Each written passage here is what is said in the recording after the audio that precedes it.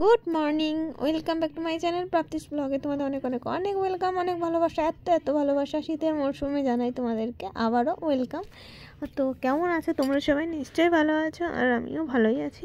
তো এখানে বসে বসে হরলিক্স খাচ্ছি। বিছানাপত্র কিন্তু এখনও গোঠানো হয়নি, কারণ মেয়ে এখনও ঘুম থেকে ওঠেনি। ও উঠবে, তারপর বিছানা গুটিয়ে নেবো।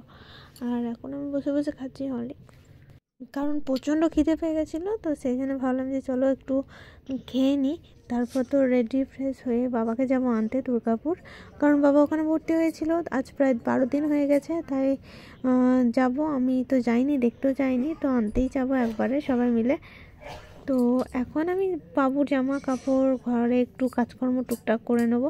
আর বাবুর মোজা দুটো দেখছিলাম যে নোংরা হয়ে আছে নাকি আর গন্ধ উঠছে নাকি, সেটা দেখলাম। যদি নোংরা হয়ে না থাকে বা গন্ধ হয়ে না থাকে, তাহলে ওটাকে আবার পরাবো, কারণ পরিষ্কারই বটে। তো যাই হোক, এখানে জামা কাপড়গুলো গুটিয়ে নিচ্ছি। গুটিয়ে নেওয়ার পর তারপর দেখি, ভাবছিলাম একটু টিফিনটাও করে নেবো, কিন্তু কী বলো তো, টিফিন করবার টাইম পাইনি, একদমই টাইম পাইনি।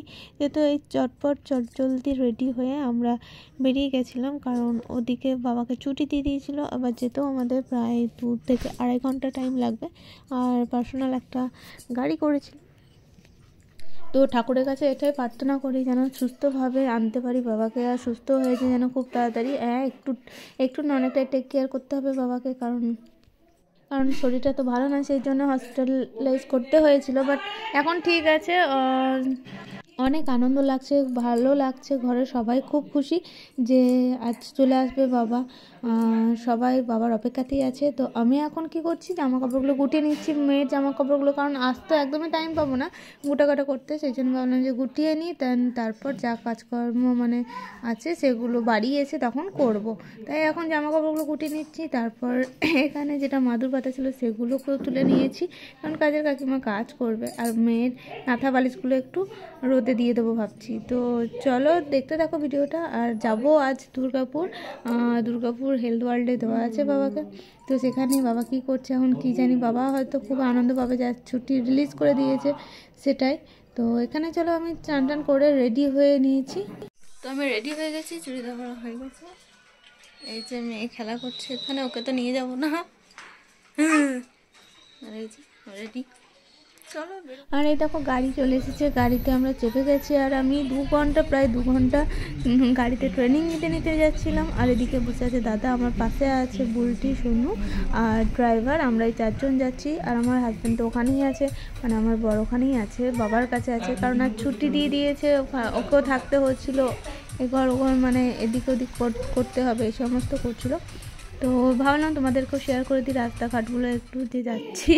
তো এখানে দুর্গাপুর আমরা ঢুকে গেছি, আর গান চলছিল, খুব সুন্দর লাগছিল, হালকা একটা গানের মেজাজ, আর এইরকম একটা শীতের আওয়াজ আর কি, মেজাজ যাই বলবে।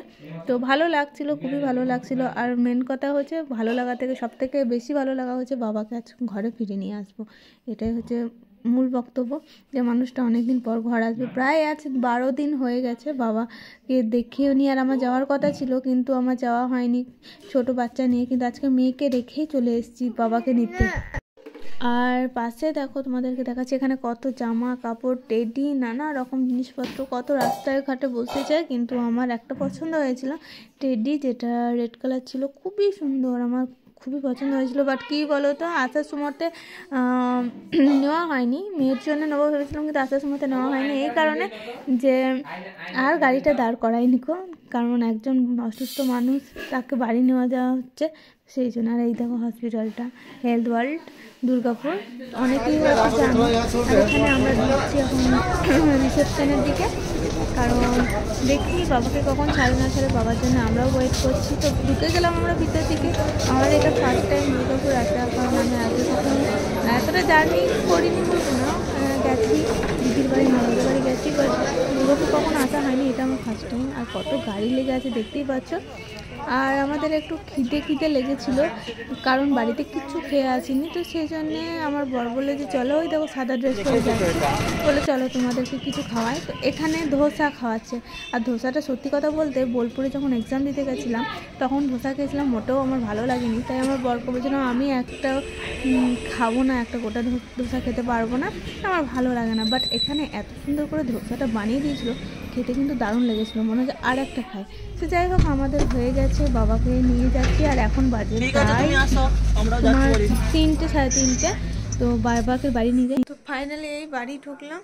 চোখ মুখের অবস্থা তোমরা দেখতেই পাচ্ছ। আর বাবার শরীরটা ঠিকই আছে, তবু একটু খারাপ করছে, যেহেতু অনেকদিন পর মানে বাইরের জগৎটা দেখলো আর কি। তো যাই হোক চলো এখন ফ্রেশ ট্রেশ হয়ে নিই, মেয়েকে নিতে হবে, সারাদিন টকে নিই। তো এই ফ্রেশ হলাম, হেয়ারটাকে মানে চুলটাকে একটু রিল্যাক্স দিই, কারণ সারাদিন তো বাঁধা রয়েছে। কী অবস্থা এই দেখো। তো যাই হোক আমি একটু ফ্রেশ হয়ে নিই, বড় আসছে, ও ফ্রেশ হয়ে নেবে, আর মেয়েও খাওয়া হয়ে গেছে। তো চলো, ফোনটা চার্জে নাই, চার্জে বসে পরে আসছি। এখন কাছে এই যে মুড়ি, চপ মুড়ি, আর এই চা নিয়ে নিয়েছি, তো মাখিয়ে নিয়েছি। খাওয়ার পর মনে পড়লো যে ব্লগিংটা শুরু করতে হবে।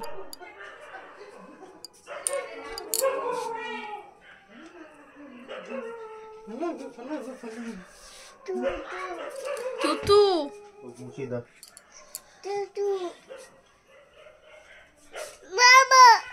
যাইনি, দেখো মুখটাকে কি করে রেখেছে।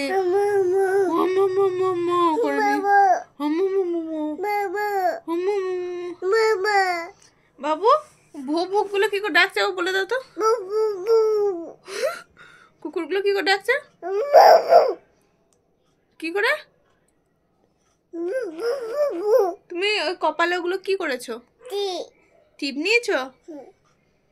আমার কই, আমার আছে, আমার কপালে নেই। তুমি কেন নিয়েছো, কেন নিয়েছো বলো? ও মুখটা দেখো, মুখটা পেঁচি মুখী, তুমি পেঁচি মুখী। তুমি একটা হামু দাও তো, বেশ ভুবু বাবারই ভয়। তো চলো, গুড নাইট সবাইকে, এখানে ভিডিওটা অফ করছি। তো দেখা হচ্ছে নেক্সট ডে। চলো টাটা বাই। বাবু টাটা কোথাও, টাটা কোথাও বলো, টাটা টাটা টাটা বলো, আর বলো গুড নাইট। বলতে পারবে না এখন, ওটা সেখানে। Tata bye.